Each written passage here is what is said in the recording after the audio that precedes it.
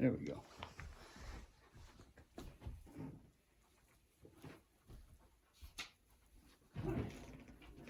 I'll start out by saying that this is Borden Historical Society's Oral Life History Project. And oral life histories are video life portraits of interviews covering life experiences, contributions, and achievements as told by the people being interviewed. And my name is Marvin Overstreet, and today we're interviewing AJ, which is Alan. What's your full name? Alan J. Alan J. Just McKinley. the letter J. One grandparent was named Johnson, and the other one was named Jackson. So they just gave him the letter J. He said they were too poor to have. And Marilyn McKinley, and was you a fisher? Is that what you was telling me? What was your maiden My name? dad's family were fishers from Borden, and my mother's family were fishers from Borden.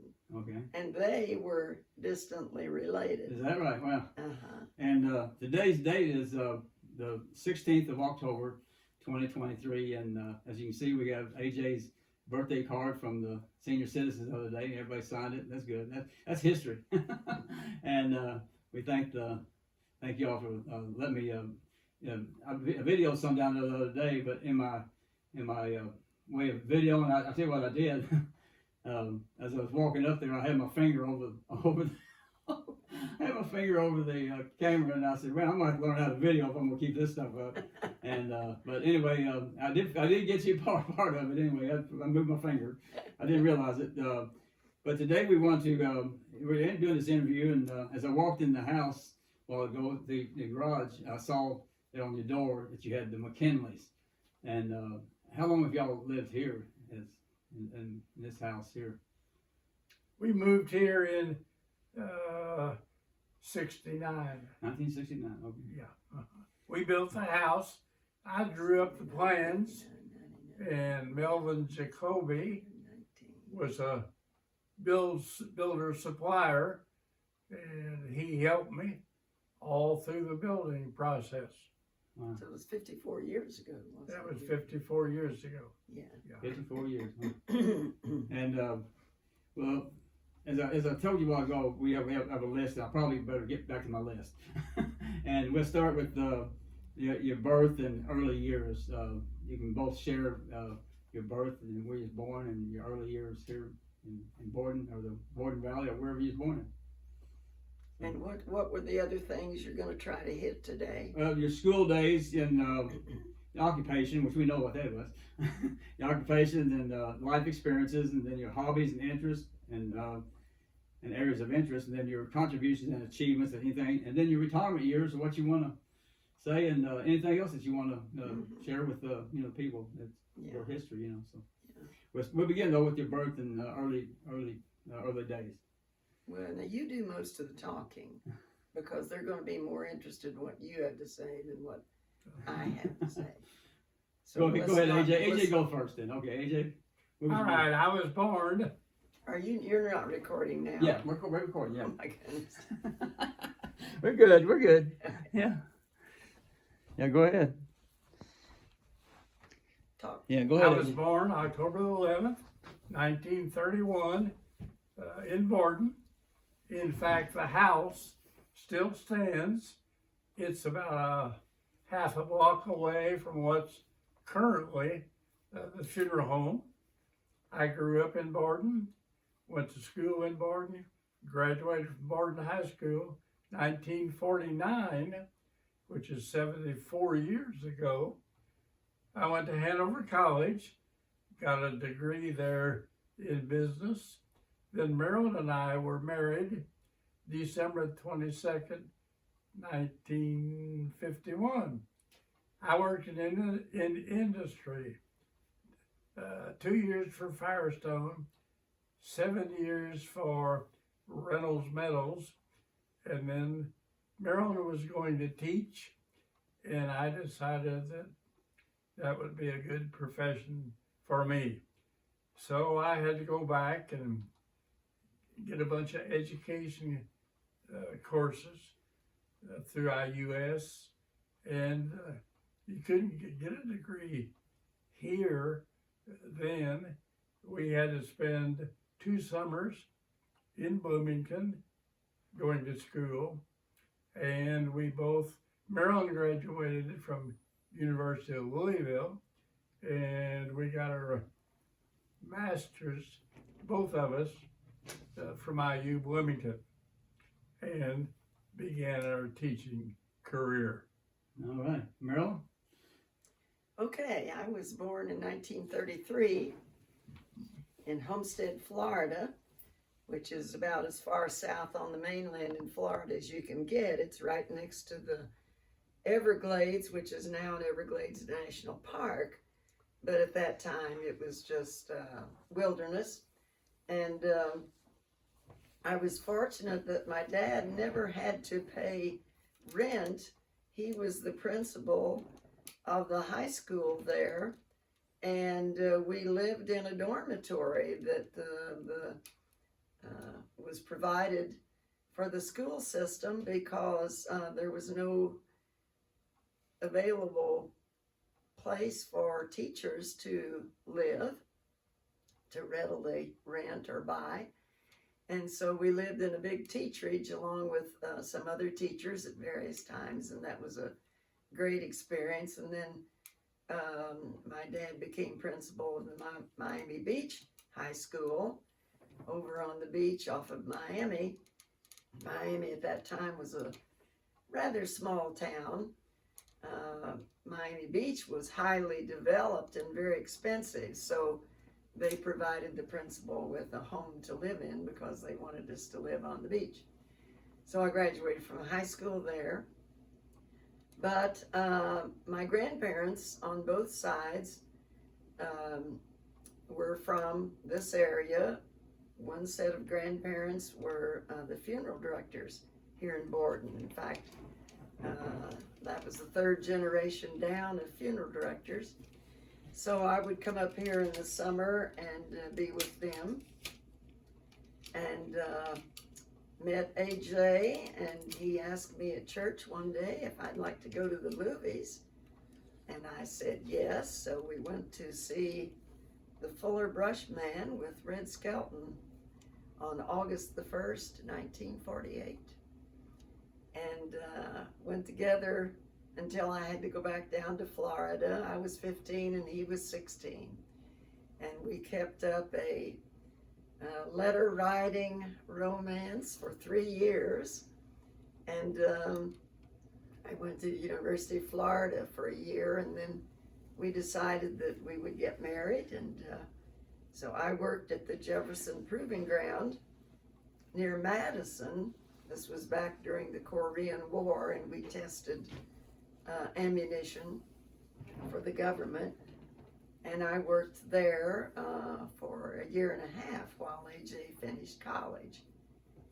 And then a few months after that, Danny was born, and you didn't have to go to the Army because they were not drafting people that had families at that time. So then we both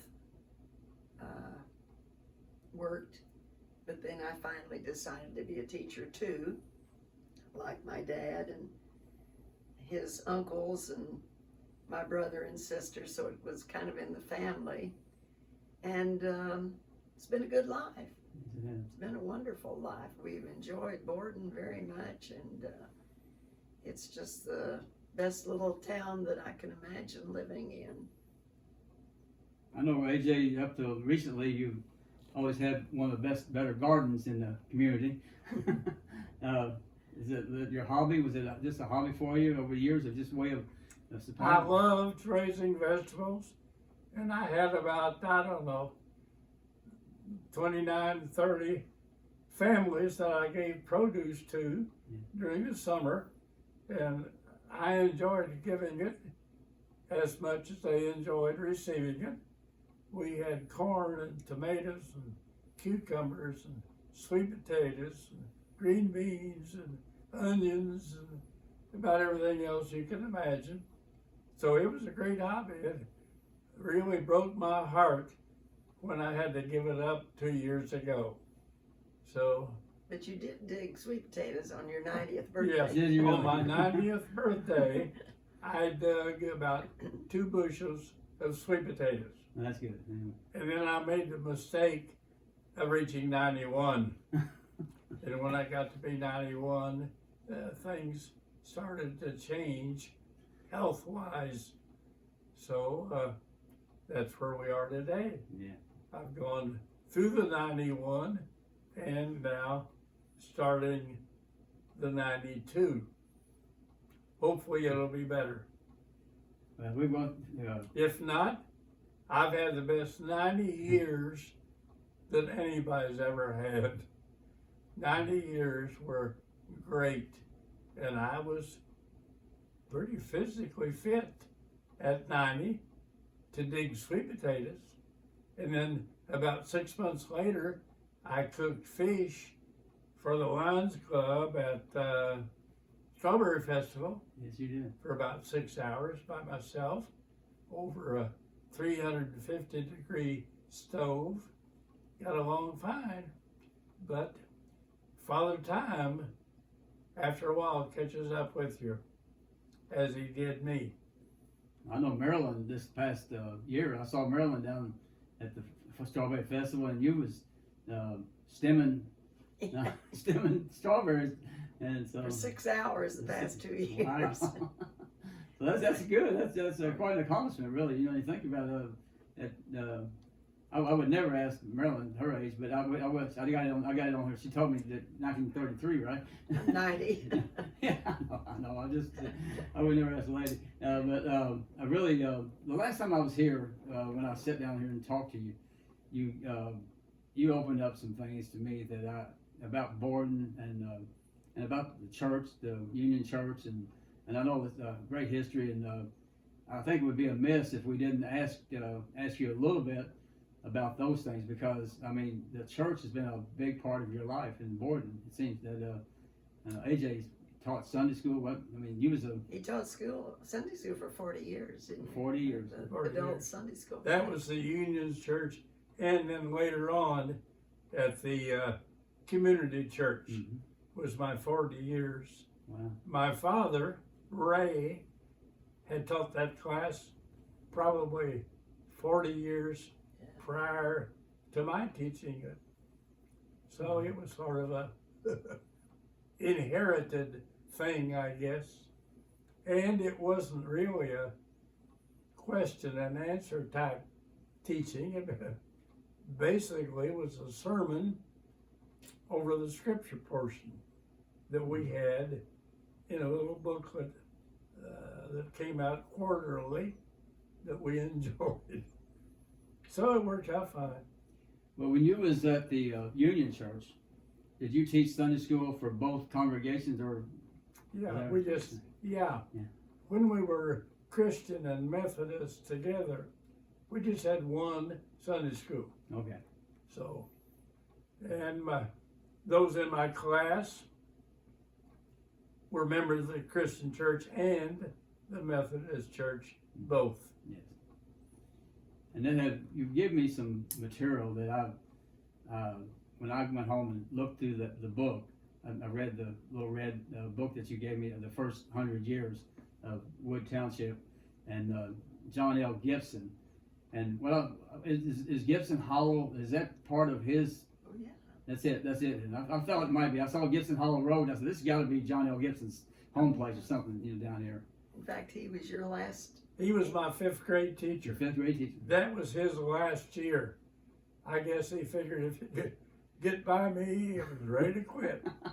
He got AJ through, and he did well. He did well. He sure He did. was a great teacher. He really was. Yeah. So I had him in 5th grade. I know one thing that he wrote, and I went back and when I got home that day after being down here, I read what you had read to me, the last paragraph, and it says that the era of Borden Institute was Borden's golden age. With the death of Professor Borden in 1906, that age came to an end, and bringing the story to a conclusion, let me summarize by listing the things that made this era so wonderful. And he goes, and matter of fact, the guy that portrayed William Borden at the 200th birthday of William Borden, he read this right here. He read this Really? exact same thing, and it is that Borden had 3 general stores, two drug stores, a ready-made clothing store, a hardware store, a feed store, a furniture store, a bakery, and a grocery, and a creamery, a depot where trains stopped for passengers, a freight office, an express office, and a telegraph office, three horse delivery rural mail routes, and an undertaker establishment, which you know about, Maryland. Yeah. And 5 doctors, all in one block. And you said that's because and they didn't have office hours. What you was telling me, right?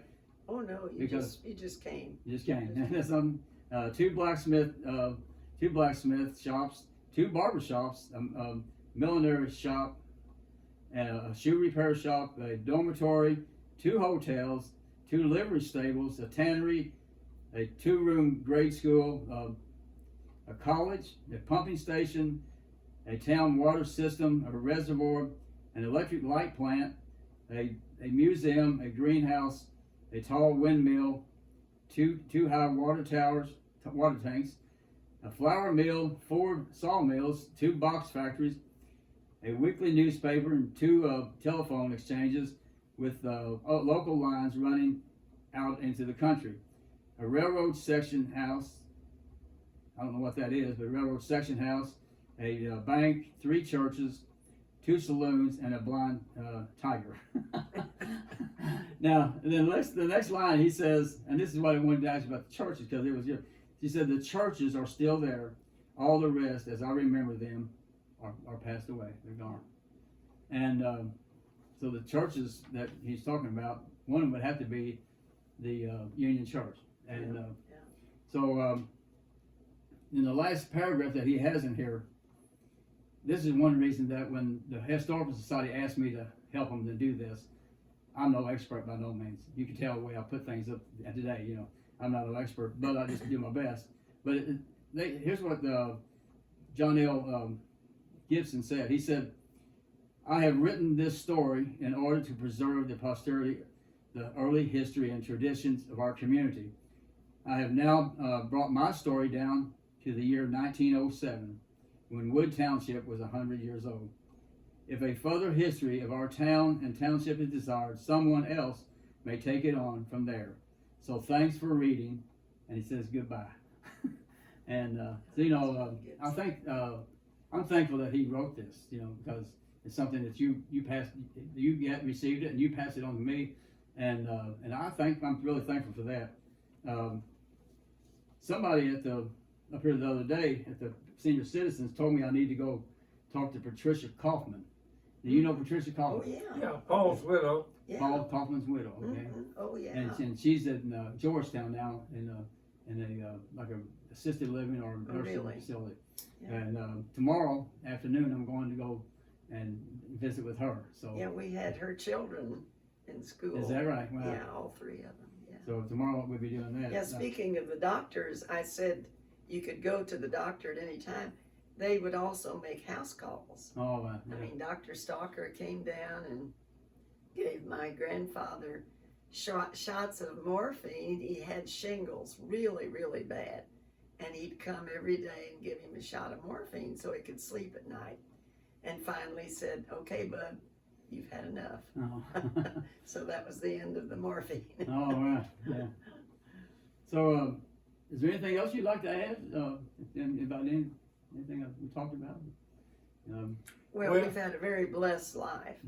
I've been in the Lions Club for 68 years with perfect attendance, which means that I didn't attend every meeting here, but you can make up your meetings by attending other clubs, which I've done in Bloomington and Monterey, Mexico, Brownsville, Texas, on cruise ships, and in Honduras. So I've kept my 68 years of perfect attendance going with the Lions Club. And it's been a great organization. In fact, we just yesterday finished the Harvest Homecoming at New Albany, which is our big fundraiser for the year. We sell fish and fries and mushroom and shrimp, and it just kills me not to be there cooking, which I did for 50 years, I guess. But I'm sure they survived without me. Mm. And speaking of Honduras, I went 10 years, Marilyn went 9, with a group of optometrists. We'd give out maybe 3,000 pairs of eyeglasses, and Dr. Black in New Albany, a surgeon, would do cataract surgeries.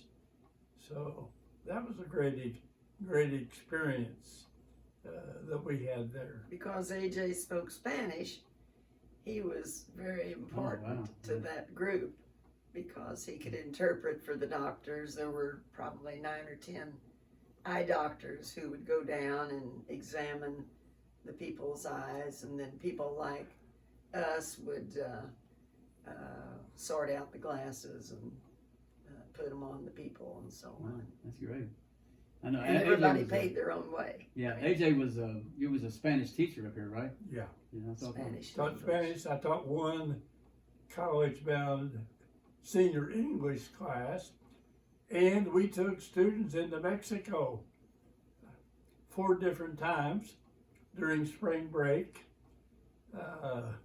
We had friends in Monterey, so we would go into Monterey, spend a week with them, and the kids got a real taste of Mexican life and learned a little bit more Spanish, and we had a great time.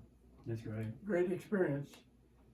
I know one thing that you did that when I first met you is when I was filling in a couple Sundays up here at the community church, and you just got back from Florida or Texas. You got back from Texas. Texas. And you drove back. You drove down there and back, right? Every year, right? 1,400 miles. 1,400 miles, and at 90 years of age, right? You came when you came home. I think you said you was 90 years old. I thought, wow. And driving 1,400 miles, I can't hardly drive 1,400 miles. And but you say the last time, did you help Marilyn? Did you drive or?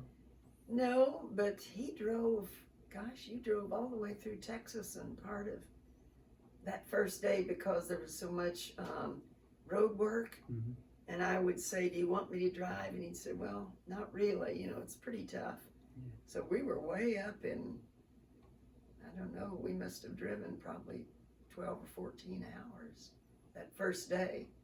Because then we would get to where our destination was the next afternoon, either Texas or Borden. Mm-hmm. Yeah. Yeah. I got a friend that lives in Wimberley, Texas, and he's tried a couple times. He's driven it straight through from Ohio down there, and he's talking a long way. So, you know, and he was young, a lot younger than you are. So, but anyway, I thought that was quite an achievement. Even in that, it's just, you know, and especially the way traffic has changed, and you know, you had to come up through Nashville, didn't you? Probably. Yeah. We stayed at South Padre Island for 22 years. We'd go January and February. Had a lot of friends down there. That was a great experience also. Yeah, I know. Of course, being on the border, everybody spoke Spanish. Some of them spoke English. So, Well, is there anything you want to speak to the Spanish people today? Is there anything you want to say in Spanish to them today, the people that's here today? Because, you know, Borden, in every town, I think every town's getting more Spanish-speaking people, you know. Well, there was a time, you know, tell them about when you would go up into you take your truck and go up and teach the migrant kids English in the summer so that they could transition into school. Yeah, that's right. In the fall. That's right. Yeah. You're talking about up here, the Hubers and places like that? Uh-huh. Yeah, Hubers and Stumblers. And yes. they would have migrant camps, and he would take his truck with a bunch of chairs in the back, and he had one of the girls up there who was bilingual to be his helper, and he would teach them English so that they could transition into school Wow, in the fall. that is good stuff. Yeah, yeah. That's quite, that's, I got down here, contributions and achievements, that fits under both of us. And then that girl later wanted to become a nurse, and so we helped her financially, and we're even the godparents of her daughter, even though we're not Catholic. I don't know how they worked that out, but anyway, we were allowed to be the godparents of her daughter. Is that right? Wow, that's good. Yeah. And they were here not too long ago. Is that right? Wow. Yeah, they and several of their sisters that had been migrant workers came, and we had quite a exciting visit with all of them. So it's been a real blessed time. My goodness, we've had a lot of troubles, but God has been so good to us that we can't complain. That's great. Well, with that, unless you have something else you want to add, I'll go ahead and say thank you. Thank you for everything Thank that you've you. shared, and it's been good. Thank and, you. and if Yeah. anytime you want to add anything else and you feel like you, just call me and I'll come back down, okay? Thank I you. think we've told you everything that we could remember at least. And we sure appreciate it. I've had the best 90 years that anybody ever had. My first 90 were just great. By being able to work at 90 and do all the things I did. Well, and after you retired from teaching, you and Smitty over here, they were carpenters. Oh, wow. And they would go down into Southern Hills and build decks and docks, Oh, is that right? Yeah. all kinds of stuff. Yeah. And I kept score for the boys basketball team for 40 years. 10 of those were after I retired. So that was a good experience, Yeah. being that closely associated with all the high school boys coaches Mm-hmm. and the games. And I saw a Smitty, lot of free basketball games. Smitty over here that he worked with as a carpenter was the head fella that built the top of the rock, Oh, is that right? because he was the father-in-law of the Haas. The Haas family, yeah. Yes, and he worked for Haas, and he was really the architect, carpenter in charge of the top of the rock when it was rebuilt after it burned. It was originally called the Fox Hunter's Cabin, Wow. and then it burned, and then he rebuilt it. Well, what y'all have done today, see, we've taken, not from 1907, we skipped a lot of years, but all the way up to 1931, right? And went from 1931 till 2023 today. So, you know, you've covered a lot and give us a lot of history about the Borden Valley, you know, and been here in New Providence, Indiana. And Yeah. and I know, as I read in the history book that you gave me, there was a little bit of dispute, I guess, over the incorporation of Borden at one time. They said that some people wanted to remain New Providence, I guess, and others wanted to be, you know, Borden. And I guess Mr. Borden, I guess, won out. And it didn't really change, though, for years, did it? No. I mean, even, I'm talking about the 90s, wasn't it? Well, in 1992. fact, didn't you call WAVE and tell them to quit on their weather map? They didn't have Borden, they had New Providence. Yeah. And AJ called them and said, you ought to put Borden on there There rather you than go. New Providence. That's history, isn't it? That's, Yeah, history. That's good. I That's mean- really good. Yeah. Yeah. And because, you know, I know for years, even when we moved to Pekin, it was Borden. Everybody knew it was Borden, but really it was on the maps, it was still New Providence. Yeah. You know, so. Well, it's like when they changed from the Borden Berries Mm-hmm. to the Borden Braves. There were a lot of people who didn't want to give up that name, Borden Berries. But, you know, progress, there are always people on both sides of progress. Well, where do you see Borden in the future? Do you have something that you're looking at that you might think? Well, they're supposed to turn the railroad track into trails for walkers and bicycles. And I think Borden is the logical first stop off point. Mm-hmm. So we may have some development there. I don't know. Well, and the new recreation lake that's to go in. Yeah. In back of the north of the present high school athletic field, Mm-hmm. there's a lake going in there. So, You know, a lot of these little towns have become tourist attractions Mm-hmm. and have prospered again. So it could very well happen to Borden. I know, as I read a while ago about the train coming through and stopping, people getting on the train, probably going from New Albany and Salem and so forth, and Pekin. I think this trail might do that again. I think the trail because I know my son, he rides a bike, and he was telling me he would like to start riding from New Albany Oh, yeah. to Borden. He could ride all the way up here and never get on the highway, so that'd be great. Well, our son and daughter-in-law, they go bicycling up in, where is it, Minnesota, and they'll ride 40 or 50 miles a day without any problem. So it wouldn't be anything to come from New Albany out to Borden and then to go on farther. I believe where the Borden Museum and the Union Church and Brewer's General Store, I would like to see that area really develop, And I don't know who can get a hold of that, but it would be, it's sitting there really right for this trail. I mean, this trail's going right between them, so I think it'd be great. And so anyway, you have anything else? well, I've sort of hated to sit here and tell the things I've done and sound like I'm bragging, which I don't want to. I've said I'm going to write a book, my humility and the great things I've done to achieve it.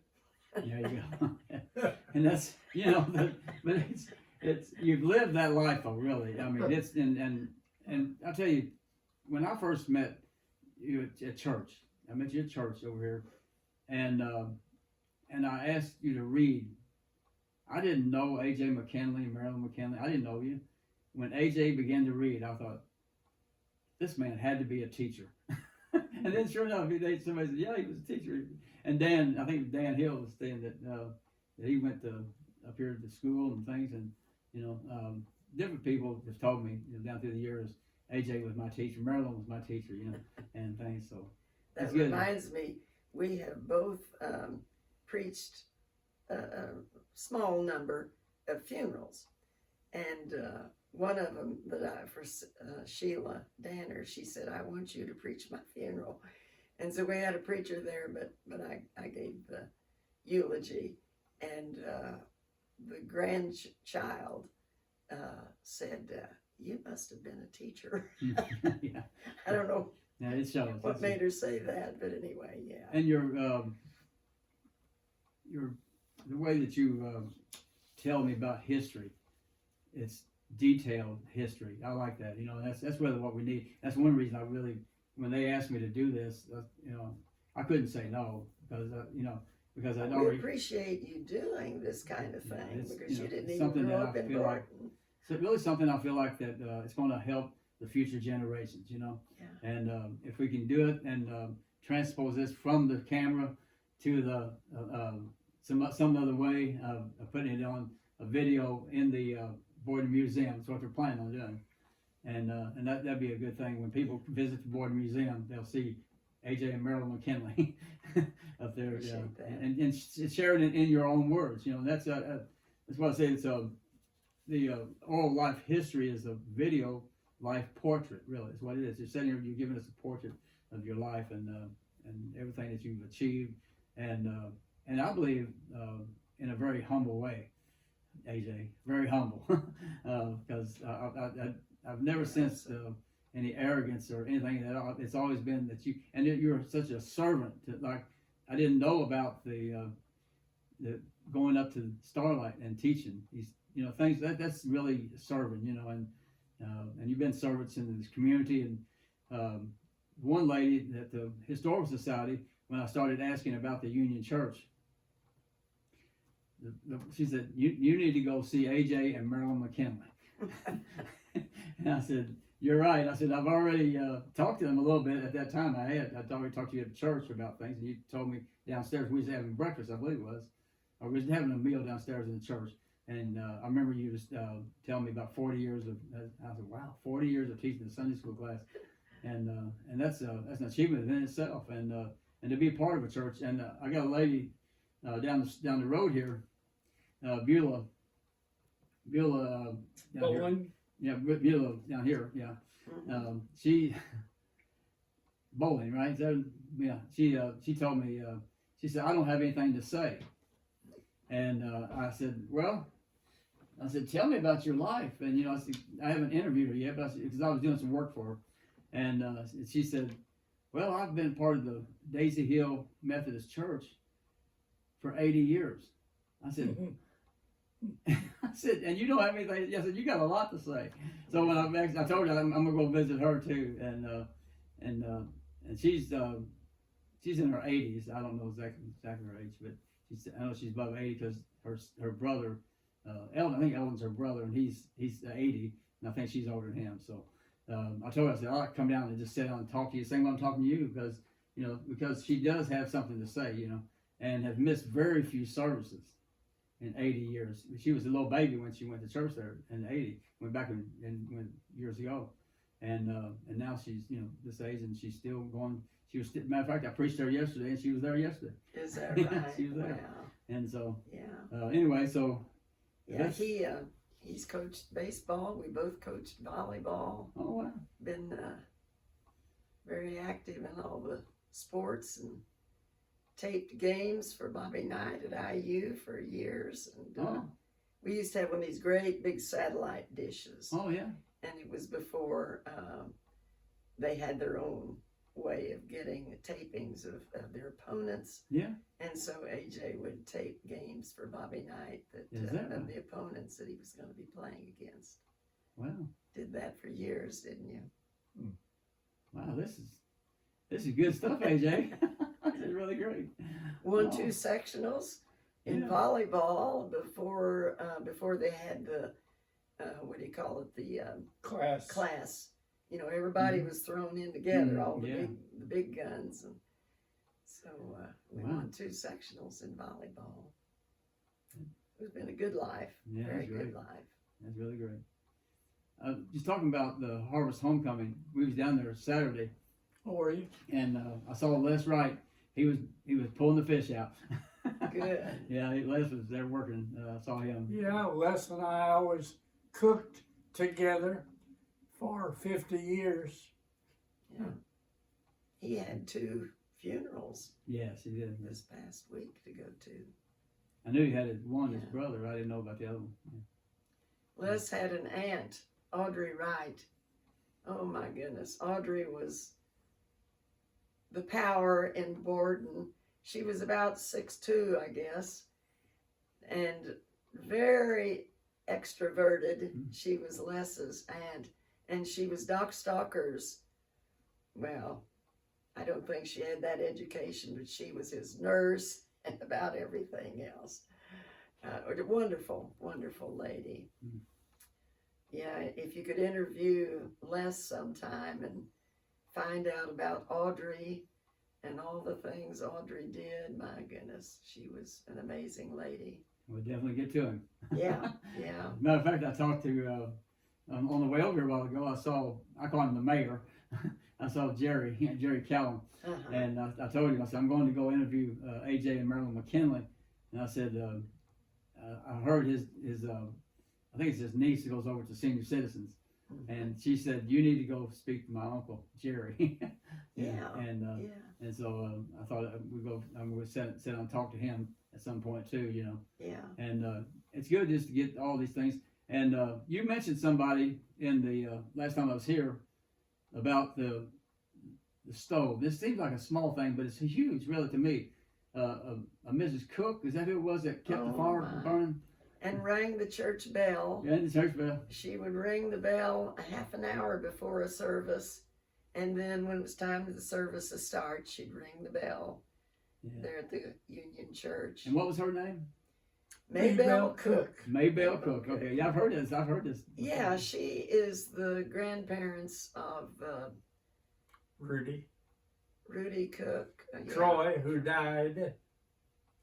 Yeah. Yeah, she could quote the Bible. I mean, you could ask her, now where is this verse in the Bible? And she'd just tell you right that where right? it is.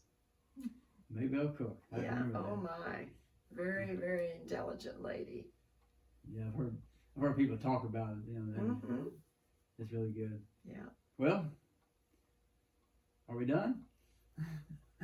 Because We've yeah, enjoyed it. yes, you sure have. And, Thank you, I Marvin. appreciate Thank you. Yeah, You're I welcome. appreciate you Appreciate doing this. Appreciate you. This is, everything you share here, and I'll pass it on to the people that know what to do with it.